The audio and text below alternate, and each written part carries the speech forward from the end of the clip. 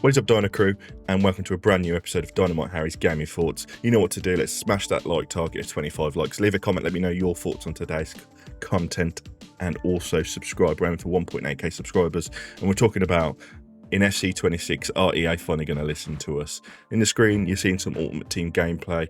When we actually get into the game, I want you to have a look through and see how many times you can see where passes go astray, rebounds lead to goals, stuff that just doesn't look right. Let me know in the comments section down below what you've spotted.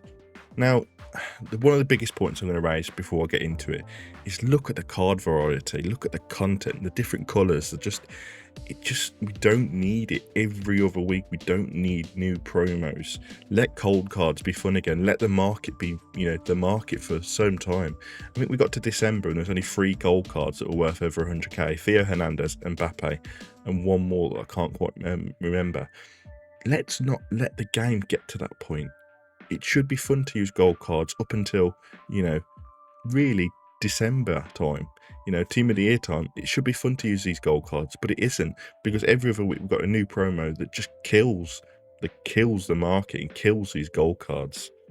So FC26 might actually be the turning point. After years of frustration, ignored feedback, and gameplay mechanics that made you want to put your controller through the wall, EA Sports seem like they're finally doing what we never thought they would, listening to the community. And with recent announcements from senior developers and community managers, we're not just getting a shiny cover, fleet and new kits, we're talking about fundamental gameplay changes. So today, we're deep diving into whether FC26 could be the fix we've been waiting for, or just another year of empty promises. Let's rewind to FC25. Because to understand the hype around FC26, we need to see how badly things went last year. FC25 was a hot mess when it came to core gameplay. I'm talking constant rebounds. Every time you make a good tackle, the ball would either stick to the player or spin off and bounce to somebody else of the opposing side. It just killed that sense of control, and it made the game just so much of a slog to play. This is the only game where I stopped playing at Team of the Year. The only time I play now is on Sunday with clubs with my friends. Ultimate Team used to keep me busy for the whole year until the next game. Even up until footies, I used to be constantly playing it. But this year, it's just killed me. What else have we got? Well, we got all sorts of awful tackling mechanics. Slide tackles were rarely rewarded, standing tackles didn't register half the time and usually got your player sent off, and manual defending felt completely out of sync with what was happening on screen. Players would just bounce off attackers or run past them like ghosts.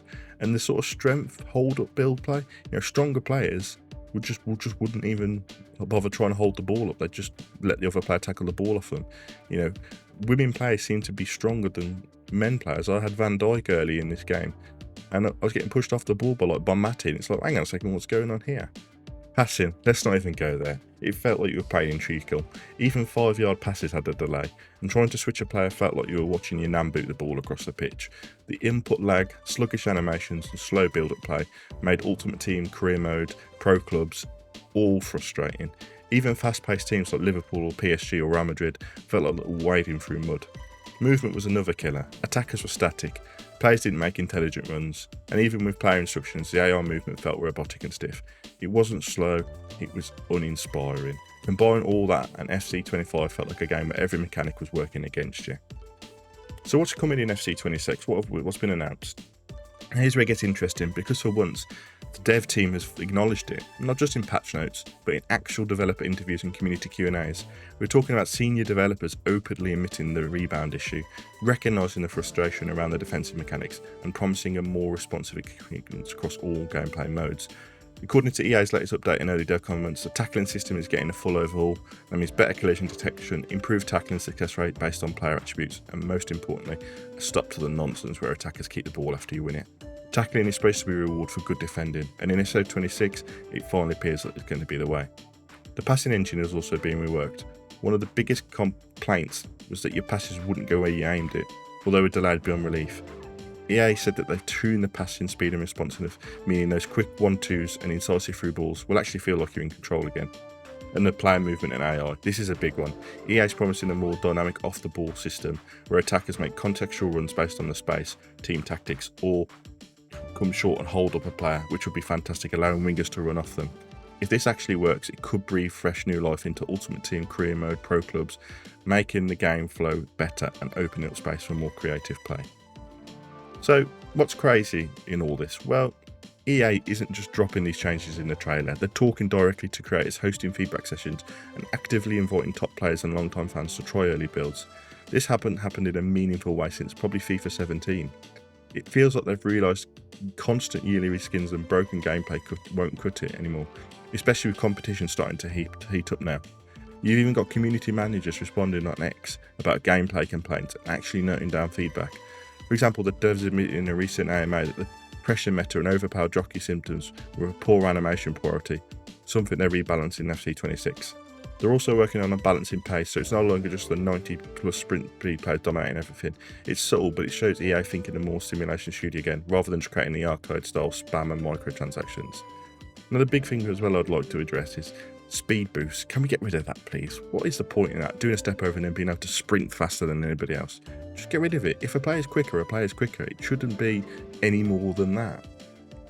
However, having said all this, we know who we're talking about here. It's EA. Now let's get carried away. EA have made promises before. FIFA 21, FIFA 22, FIFA 23, FC25.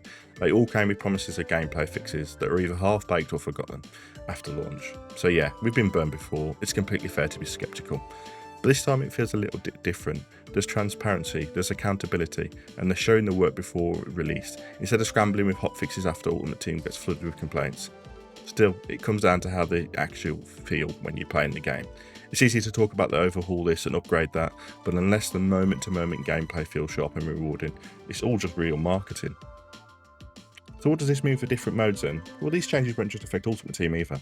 If tackling, passes and movement are really more responsive, career mode will feel more immersive, pro clubs will be more enjoyable, especially with the AI that moves and defends more realistically. Pro clubs might benefit from better teammate awareness and reduced input lag, giving it that competitive edge it's lacked for years. And big thing for pro clubs is I think they need to invest time into it. Too many years and too many times have gone by where pro clubs is just forgotten about, and yet it's the one in the background that's keeping players playing when Ultimate Team is down. And for online competitive play, these changes could level the playing field. No more bounce back goals, no more slow sluggish passing, just skill, tactics and decision making, what the game should have been all along. So, are EA finally listening to the community with FC26?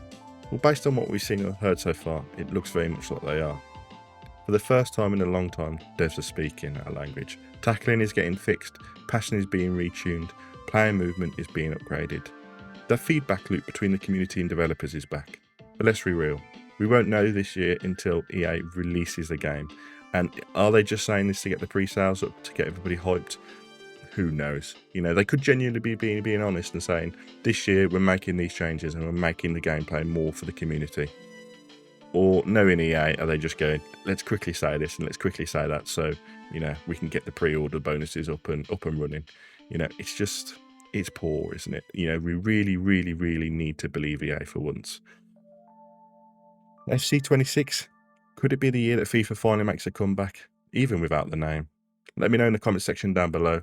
What's your thoughts? Remember to subscribe and hit the bell notification for stay up to date with everything I'm doing. It's not just play videos, it's also talks like this, and there'll be more and more coming as the year goes on. So make sure you subscribe and also like this video. I'll catch you all in the next episode. Bye bye guys.